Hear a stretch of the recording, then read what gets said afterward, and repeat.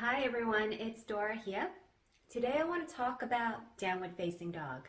So there are many ways to do a downward facing dog. You might hear many things in a yoga class as to how you should do your downward facing dog. And in my opinion, I think there are always many ways to do a pose.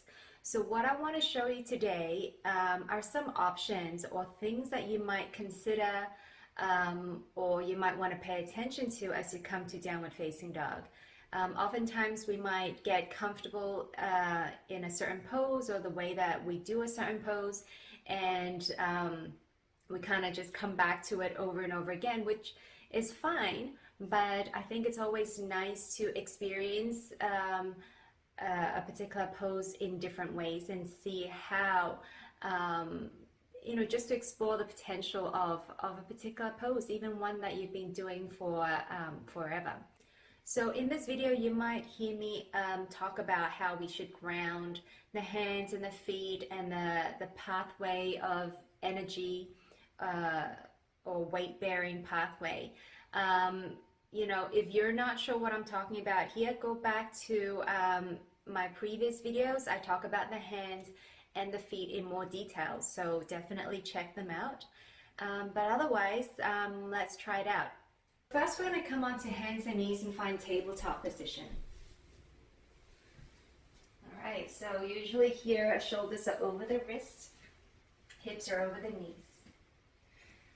We're going to walk the hands a couple of inches forward and then start to shift the weight forward so that now shoulders are over the wrists and you're in like a low plank position here. So notice if you're dropping into your low back. If so, start to hug the belly in towards the spine. From here, we're going to already start to notice grounding into the points of the hands.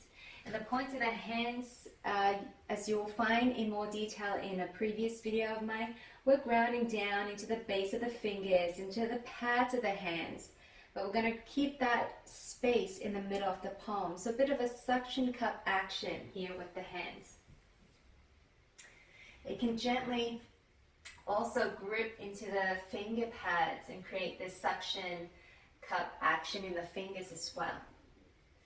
And start to already notice the pathway of energy traveling, perhaps from your hands up the arms or the other way down. Either way, we want to feel a nice flow of energy. So from your hands all the way up into your arms and shoulders, around the shoulder blade, and eventually finding the way through the collarbones and into the sternum. So you want to find a clear pathway of energy, basically from the bottom of your hands to your sternum. Keep the belly engaged, breathe. And then we're going to extend one foot back and then the other, coming to full plank. So this is a good place to start. So this is usually how I measure out the distance between hands and feet in your downward dog. Now we're going to start with knees soft, send the hips back and up, coming to your downward facing dog. And feel free to make any tiny adjustments now that you're here. And if this is your first downward dog for the day, you can gently walk out the legs and just add some movement here. And then eventually you can allow your body to settle in. Coming into, say, your most familiar downward facing dog for now, and we'll start there. Take a breath in. And then we're going to start to find the points of the hands, again, finding that pathway of energy all the way to the sternum. And we're going to find the points of the feet. And the points of the feet are your heels, your pinky toe mounts, and your big toe mounts. So we're grounding down into all of those points. Now for most of us, our heels may be lifted off the ground. That's okay. We can still imagine sending energy through the heels. Now we want to picture the energy coming from the tops of the legs all the way down into those points of the feet. So clear pathways in the upper body and the lower body traveling into the points of contact into the earth through our hands and feet. All right, now we're going to keep drawing the navel towards the spine. Deep breaths.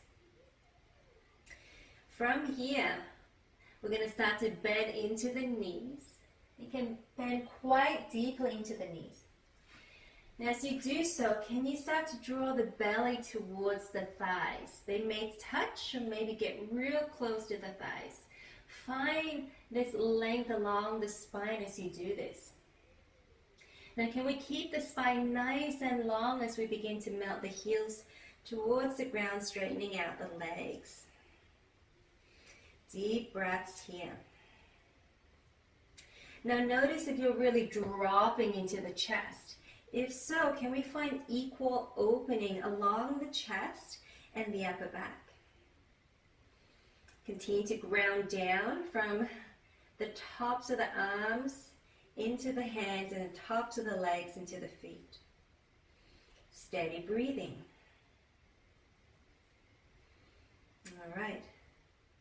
Now from here, I'm going to add another layer. I'm going to shift slightly forward. We're going to bend the elbows out to the sides. We're going to wrap them under as you lengthen the arms, coming back to downward dog. Notice what muscles are engaging as you do this. You probably feel the muscles right beneath the underarms here starting to switch on. So let's try this again. Shifting slightly forward, bending the elbows out to the sides, and then wrap them in as you lengthen. Breathe. Lengthening along the spine. Now again, finding that equal opening across the chest and upper back as you maintain all the muscles that we've activated so far. And then you might gently drop the head. Notice notice how that feels. And gently raise it up to your comfort level. And we're going to do that again, dropping the head and lifting up. Now come to somewhere in between those two extremes and find a place that's neutral and hang out here. Now without forcefully pressing the shoulder blades away, notice what you can do to find a little more length between your shoulders and your ears. So finding more space in the neck. Deep breaths. And then slowly lower the knees down to the ground. Come on back to child's pose. Now the head may or may not come all the way to the floor. If not, feel free to throw a block underneath to support your head. Or you might make your hands into fists, stack them on top of each other. Now you have something to rest on. But if your forehead can come all the way to the ground, feel free to wrap the arms alongside the legs to release the shoulders as you relax down. Gently rock the hips side to side if that feels good to do.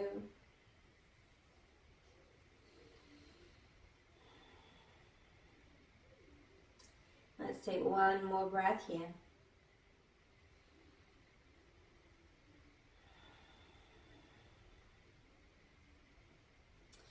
Slowly place your hands underneath the shoulders and make your way up. Might feel good to just give your shoulders a roll back and forward.